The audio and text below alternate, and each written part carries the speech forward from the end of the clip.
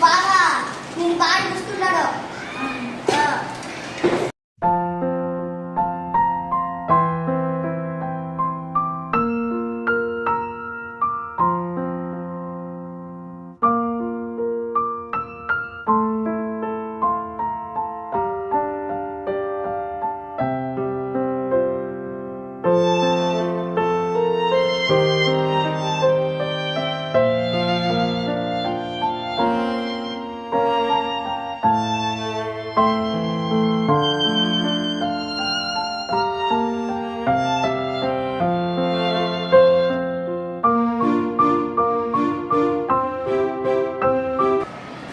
చీమకాకి నీతి కథ. ఒకనొక అడవిలో ఒక పెద్ద చెట్టు ఉండేది.